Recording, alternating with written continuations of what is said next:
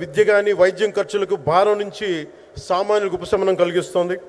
ఆరోగ్య బీమా, జీవిత బీమాపై జీఎస్టీ పూర్తిగా తొలగించడంతో పాటు వార్షిక ప్రీమియం 3,000 నుంచి 4,000కు తగ్గి అందరికీ ఇది అందుబాటులో ఉంటుంది.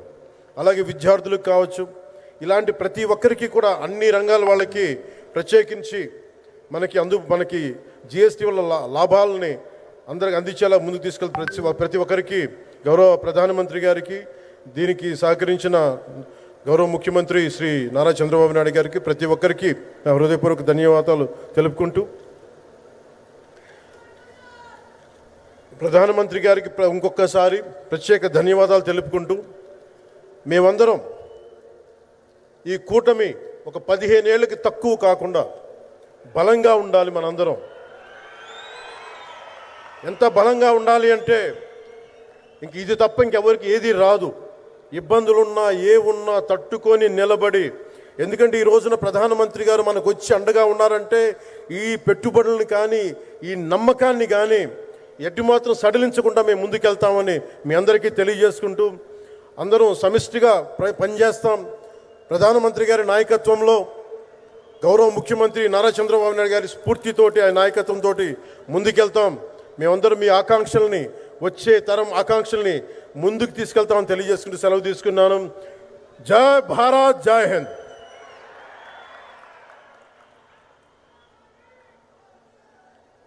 అనేక ధన్యవాదాలు సార్. ప్రజాసేవే పరమోన్నత ధర్మమని నమ్మి ఆ మార్గంలో నిబద్ధతతో గౌరవ నరేంద్ర మోదీ గారి నాయకత్వంలో అభివృద్ధే పరమావధిగా పనిచేస్తున్న గౌరవ కేంద్ర మంత్రివర్యులు శ్రీ భూపతిరాజు శ్రీనివాస వర్మ గారిని మాట్లాడవలసిందిగా ప్రార్థన.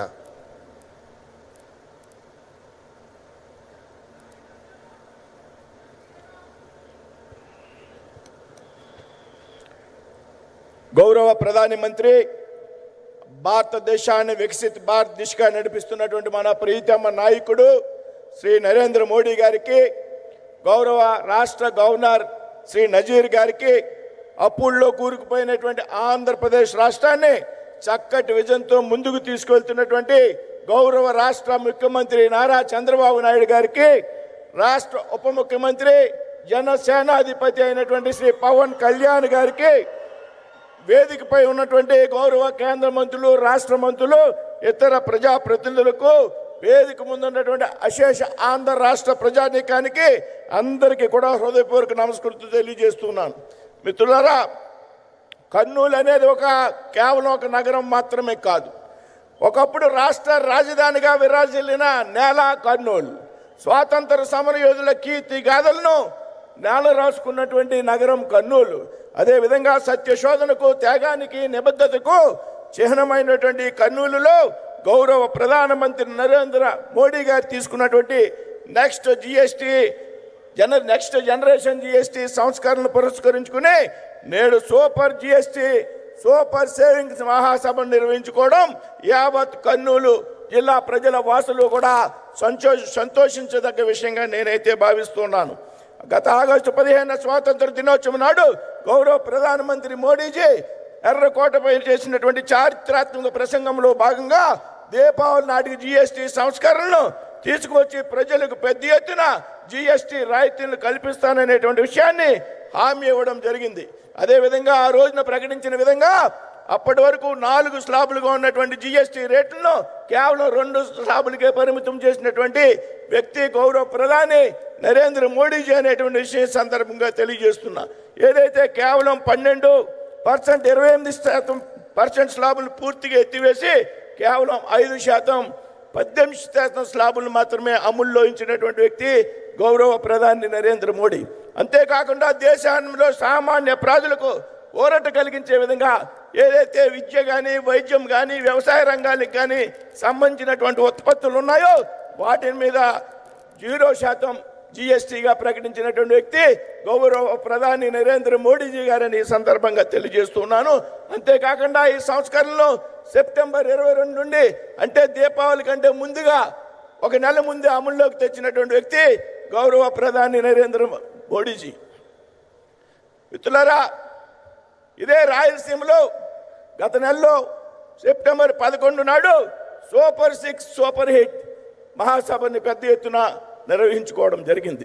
2024లో రాష్ట్రంలో చంద్రబాబు గారి నాయకత్వంలో ఎన్డీఏ ప్రభుత్వం అధికారంలోకి వచ్చేటప్పటికి ఈ రాష్ట్రం అప్పులు ఊబులో కరిగిపోయినటువంటి సంగతి మనందరికీ కూడా తెలుసు. అయినప్పటికీ రాష్ట్ర ముఖ్యమంత్రి చంద్రబాబు నాయుడు గారు, ఉప ముఖ్యమంత్రి పవన్ కళ్యాణ్ గారి ఆధ్వర్యంలో ఎన్నికల్లో ప్రజల్లో ఇచ్చినటువంటి హామీలు అయితే ఉన్నాయో, ఏవైతే సూపర్ 6 పథకాలు ఉన్నాయో వాటినన్నింటినీ కూడా అమలు చేసినటువంటి ఘనత రాష్ట్రంలో ఉన్నటువంటి ఎన్డీఏ ప్రభుత్వం అందని ఈ సందర్భంగా తెలియజేస్తున్నా. మిత్రులారా, ప్రధానమంత్రి మోడీజీ గత 10 నెలల కాలంలో ఆంధ్రప్రదేశ్ రాష్ట్రానికి 4 పర్యాయాలు వచ్చారనేటువంటి విషయం మనందరం కూడా గుర్తుంచుకోవాలి.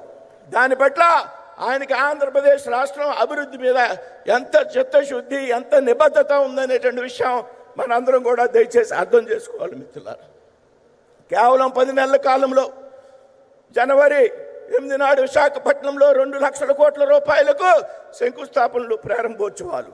మే 5న అమరావతిలో 58,000 కోట్లకు శంకుస్థాపనలు, ప్రారంభోత్సవాలు.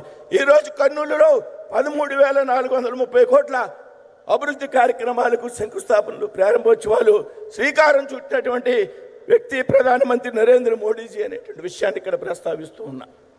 అంతేకాదు, ప్రపంచ యోగా దినోత్సవం నాడు ఆంధ్రప్రదేశ్ రాష్ట్రంలో ఉన్నటువంటి విశాఖపట్నానికి జూన్ 21 నాడు వచ్చి ఏదైతే Guinness book of records, world రికార్డ్స్లో విశాఖపట్నానికి స్థానం కల్పించినటువంటి వ్యక్తి గౌరవ ప్రధాని నరేంద్ర మోడీ గారి అనేటువంటి విషయాన్ని సందర్భంగా ప్రస్తావిస్తూ, ఇందాక పయ్యావుల కాశవ్ గారు, సోదరు లోకేష్ గారు ప్రస్తావించినటువంటి అనేక విషయాలు, అమరావతి రాజధానికి నిధులు కానీ, పోలవరం ప్రాజెక్టు నిధులు కానీ, స్టీల్ ప్లాంట్కి నిధులు కానీ, ఇలా చెప్పుకుంటూ పోతే లక్షల కోట్ల రూపాయల నిధులు ఆంధ్రప్రదేశ్ రాష్ట్రానికి కేటాయించినటువంటి వ్యక్తి గౌరవ ప్రధాని నరేంద్ర మోడీ గారు అనేటువంటి విషయాన్ని ఈ సందర్భంగా మనంతా కూడా గుర్తుంచుకోవాలనేటువంటి విషయాన్ని ఈ సందర్భంగా చెప్తూ ఉన్నా. అంతేకాదు, ప్రపంచంలో 11వ ఆర్థిక శక్తిగా ఉన్నటువంటి భారతదేశాన్ని ఈరోజు 4వ ఆర్థిక శక్తి దిశగా నడిపించినటువంటి వ్యక్తి గౌరవ ప్రధాని నరేంద్ర మోడీజీ అనేటువంటి విషయం గర్వంగా మనంతా కూడా చెప్పుకోవాలి. మిత్రులారా, అంతేకాదు ఇవాళ భారతదేశం ఆర్థిక విధానంలో, రక్షణ రంగంలో, విదేశాంగ విధానంలో పెద్ద ఎత్తున అగ్రగామిగా నిలబడమే కాకుండా భారతదేశంలోనే కాదు ప్రపంచంలో ఉన్నటువంటి భారతీయులందరూ కూడా గర్వపడే విధంగా మీ పరిపాలనా దక్షిణంగా ఇవాళ జరుగుతోంది అనేటువంటి విషయాన్ని సందర్భంగా ప్రస్తావిస్తున్నాను. మిత్రులారా, అన్నిటికీ మించి ఆంధ్ర రాష్ట్రాన్ని సెమీ కండక్టర్ హబ్గా తీర్చిదిద్దేటువంటి కార్యక్రమం. అదేవిధంగా ఇందాక మిత్రులు మన వాళ్ళు చెప్పినట్టు గూగుల్ A1 డేటా సెంటర్ ఏదైతే ఉందో దాన్ని విశాఖపట్నంలో ఏర్పాటు చేసి విశాఖపట్నం హబ్గా అభివృద్ధి చేసేందుకు ప్రధాని నరేంద్ర మోడీ గారు చూపినటువంటి చొరవ, ఈ విషయంలో ముఖ్యమంత్రి శ్రీ నారా చంద్రబాబు నాయుడు గారు, పవన్ కళ్యాణ్ గారు, శ్రీ నారా లోకేష్ గారు ప్రత్యేక శ్రద్ధ తీసుకున్నటువంటి ప్రత్యేక శ్రద్ధను ఈ మహాసభ పూర్వకంగా అభినందిస్తూ ఉన్నా. రాబోయేటువంటి రోజుల్లో మోడీజీ నాయకత్వంలో భారతదేశం సూపర్ పవర్ దేశంగా మారడంతో పాటు చంద్రబాబు, పవన్ కళ్యాణ్ గారి నాయకత్వంలో ఆంధ్రప్రదేశ్ సూపర్ ఆంధ్రప్రదేశ్గా మారుతుంది అనేటువంటి విషయంలో ఎటువంటి సందేహం లేదని సందర్భంగా స్పష్టం చేస్తూ ఉన్నాను. సార్, माननीय प्रधानमंत्री जी, आंध्र प्रदेश की विकास के लिए आपकी जो प्रतिबद्धता है, आपके सहकार और अचंचल प्रेम के लिए आंध्र प्रदेश की प्रजा आपकी आभारी है, ऋणी है.